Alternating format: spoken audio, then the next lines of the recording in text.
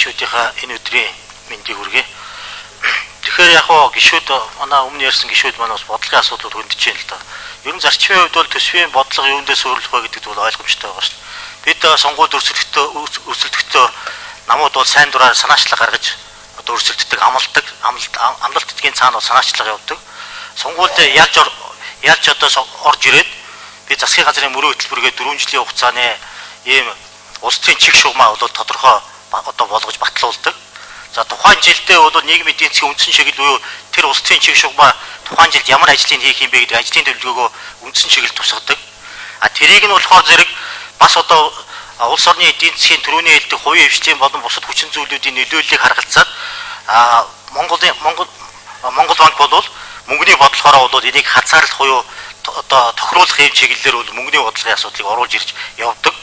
За энэ дээр нь тухайн жилийн төсөв нь бол тэр одоо засгийн газрын мөрөө хөтөлбөр тэр нийгмийн эдийн засгийн хөгжлийн үндсэн чиглэлд тохирсон санхүүжилтийн боломжит тэр хэмжээг бол одоо бид нар энэ төсвийн бодлогоороо тэнд суулгаж өгж ингэж баталгааг нь хангадаг. Тэгээ яг энэ үднээс нь хандах юм бол бид яриад байна л да.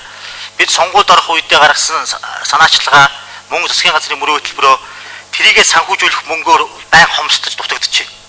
Тэгэхээр энэ мөнгийг хомсд дутагдж байгаа энэ зүйлийг манай одоо засгийн газар сангийн яам асуудлыг оруулж ирэхдээ бид бол яг одоо боломжтой цуглуулж болох татврын орлого болоод бусад орлогын байдлууд хязгаарлагдсан байгаа учраас бид одоо дараа авч болох тэр орлогоос тодорхой хэмжээгээр энэ асуудлыг санхүүжүүлэх боломжтой гэж тайлбарлаад байна. Гэтэл яг одоо таны сангийн сайдын хэлж байгаагаар энэ цаасан дээр ингээ үзэх юм бол бид бол яг боломжтой орлогоод энэ тусгаж оруулж ирж байгаа шүү дээ. Гэтэл бидний сая таны тэр хин их төвшиг гишүүний асуултанд хариулж байгаа дээр бол яг энэ төсвийн дотор ингээ багтаагаад зохицуулт хийж байгаа цаана бол яхаас аргагүй орлогоо тооцоод ингэж хийж байгаа. Нэг зүйл үүсэж байгаа байхгүй мөнх хөргөл гишүүн Чулуунбаат гишүүд нар хилээд байгаа асуудал дээр. Ерөөсөө манай засгийн газар маань асуудлаа тодорхойгүй байдал донд ерөөсөө тодорхойлж чадахгүй байна. Орлогоо төвлөрүүлэх талаас санхүүжилтээ тэрийг яаж тохируулах талаас тухайлах юм бол мөнгөний бодлого хэлж байгаад бүрд орж ерөнхийлөгч бол хэлж ирсэн. Засгийн газрын бодлого тодорхойгүй учраас бид бол нэг оронтой тоонтол барина гэж байгаа. Гэхдээ бодлогыг бууруулж чадахгүй гэж. Тэгэхээр яг засгийн газрын төлөөж орж иж байгаа сангийн сайд болохоор бас бид бас одоо жишээ нь нэг компани бол 650 сая доллар босгоод ингэчихэж байгаа байхгүй юу? Тэгэхээр их өөрчлөлт орох гэдэг. Хувийн хвшлийн асуудлыг бол бид энд яриаггүй. Хувийн хвшлийн оруулж ирэх хөрөнгө оруулалтын хэмжээ тухайн жилд нэмэгдэх юм бол бид бол төсөвдөө коррекцийг л явуулчих болох байх. Энэ бол бидний шийдэх асуудал биш. Бид хамгийн боломжтой цуглуулж болох орлогынхоо хэмжээнд хамгийн боломжтой тэр дээд хэмжээгээр өөрийнхөө бодлогын асуудлыг санхүүжүүлэх ёстой. Тэгэхээр би асуух гэж байгаа тодорхой асуудал нь явж би энд тоо баримт юм уу тоорог морго ярих байли.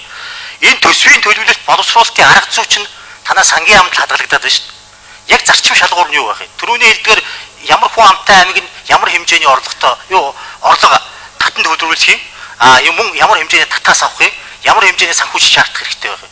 Энэ чинь тодорхойгүй байгаа байхгүй. Жишээ нь одоо бид Германд орон нутгад явж байхад жишээ нь Германы бол 3 мууж аваа явдаг. Гэхдээ 25 зүйлийн одоо юм одоо томьёогоор шалгууруудаар томьёо хийгээд ингээд санхүүжилтээ одоо хуваарлаа явдаг байгаа байхгүй. Яг энэтэй үүдээд танаа одоо төсвийн боловсруулалтын арга зүй чинь хуулиар тодорхойлох шаардлагатай байгаа юм шүү. Сангийн ам оруулж ирэхгүй байна гэж. За яг энэтэй уялдуулаад энэ жилийн орон нутгаас татан төвлөрүүлэх орлого бол 260.8 тэрбум төгрөг байна.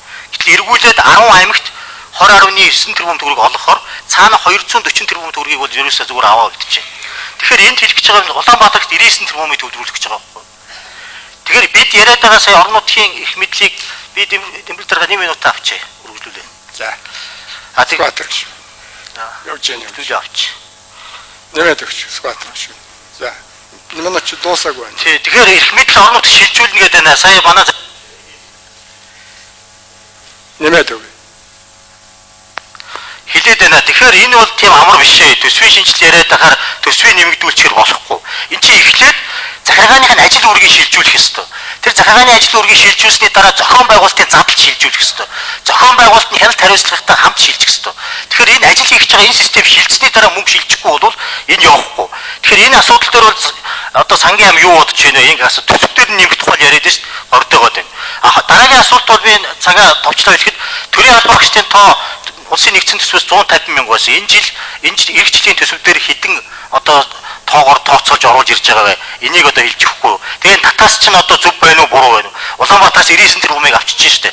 Тухайн орлогын дотор өнгөрсөн жил 60 тэрбумыг та нар Улаанбаатараас авах гэж хэлчихэд буцаад Улаанбаатараас татан төлөвлөлт авчиж байгаа байхгүй. Дарханд ч гэсэн ялгаа байхгүй. Ер нь энэ том аймагуд тэр байж байгаа. Тэр энэ Татаас чинь шудраг ус байна. Шудраг ус байгаа учраас тэр орон нутгийн хөгжил өөрөө тэрж орхигдож байна. А улсын тэр бусад их усруудээс тэр татаасыг өгөлдөв.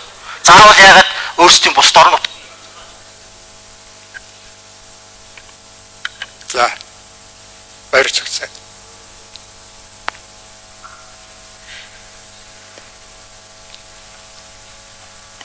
За, Скотрик шөнө асуултанд хариулъя. Орлогын төлөвлөлтийн талаар тооцоо судалгаа томоохон биш үү гэсэн юм асуулт байна. Тийм асуудал бол ерөөсөй байхгүй.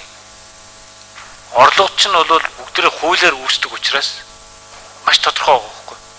А ганцхан өнөөдөр ямар асуудал болоод ингээд гişүүд асуугаад яриад байна гэхээр хүний хөгжлийн сангийн орлогыг бид нэр хуульчлахдаа энэ гэрээ хэлцээрийн явцад би бас урьдчилгаа төлбөр зээлээс бүрдүүлээ гэж хийцэн байхгүй. А гэтэл яг одооний хийгдсэн нэг төсөл нь бол зөвхөн оюутлогоо. Оюутлогоос бид нар 250-ыг авсан, тэрний 100 үлдэгдэл нь байгаа. Тэрийг оруулна. А дээрээс нь энэ жилдээ бол бид нар 5-7-оос тодорхой хэмжээний оруулна гэж урьдчилан хэлцээрүүд нь явж исэн. А тэрний дараа сая хаврын чуулганы төгсгөл дээр бодлогын өөрчлөлт гараад нэгдсэн нэг консорциумтай гэрээ хийгдэх асуудал тавьсан шүү дээ. Тийм учраас бид нар одоо нөгөө явж исэн хэлцүүрүүд бүгдийг зогсоогоод одоо нөгөө хэлцээр сонирхож байсан компаниудыг бүгдийг дахиж ураад та нар нэгдсэн компани болж иж дараа нь бид нартай гэрээ хийгээд ингээд асуудал нь жоохон өндөрчээд байгаа байхгүй. Энэ л асуудал байгаа.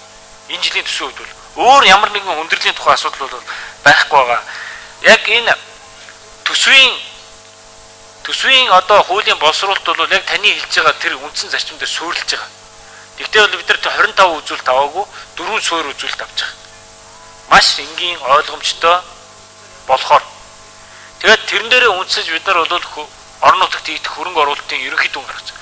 А та бол маш чухал асуудлыг хөндлөө ерөөсөө гişүүд ярихгүйсэн. Юу гэхээр төрийн үйлчилгээг орон нутаг яаж хүргэх вэ гэдгээс суурилж иж төсвийн тэр эрх мэдэл дагаж шилжих ёстой байхгүй.